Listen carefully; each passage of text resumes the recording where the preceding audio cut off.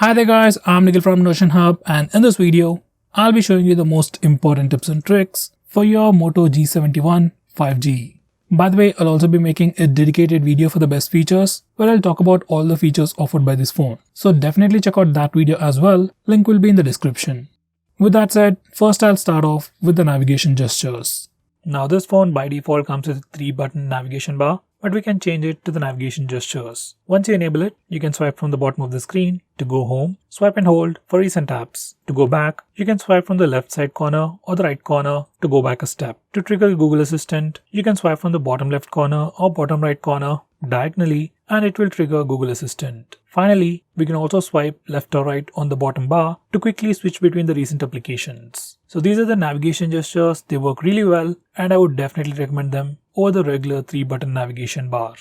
Next, I'm going to show you how to open split screen mode. For that, first we need to go to the recent apps page and then click on the app icon and then select split screen. Once you do that, that application will open up in the top window and we can select the secondary application from recent apps or the app drawer. Now this is something that you can find on all of the phones, but on this phone, we also have a nice gesture. You can enable the toggle from here. Now once you enable this feature, you can just swipe from the left edge of the screen to the right and back to open the current application in split screen mode. And then you can select the secondary application from the app drawer. Now even though most of the applications support split screen mode, there are still some applications that might not support this feature. So to fix that, first we need to enable developer options. For that, go to settings, about page, and then click on the build number 7 times.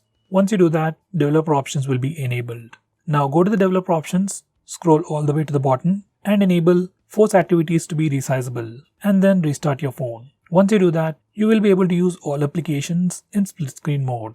Next, I'm going to show you how to take screenshots. Now the default way is to use the buttons. Just long press the volume down button and the power button both at the same time to take a screenshot. On this phone, we also have the 3-finger screenshot gesture. So to use that, you just need to enable this toggle and once you're done, just touch and hold the screen with 3 fingers at the same time to take a screenshot. Once you get a screenshot, you'll see a preview and some extra options to edit the screenshot, share it, or even do a direct Google image search, which is a pretty cool feature. Next, we can also record the screen on this phone. You can do it directly from the notification toggles. If you long press the record toggle, you can also change the settings for this screen recording feature.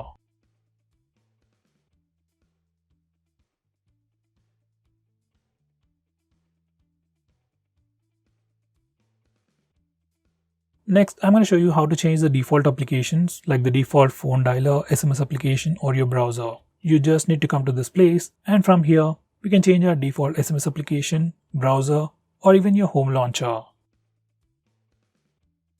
Next, if you want to display the battery percentage on the status bar, you just need to enable this toggle. Once you're done, you can see the battery percentage on the status bar.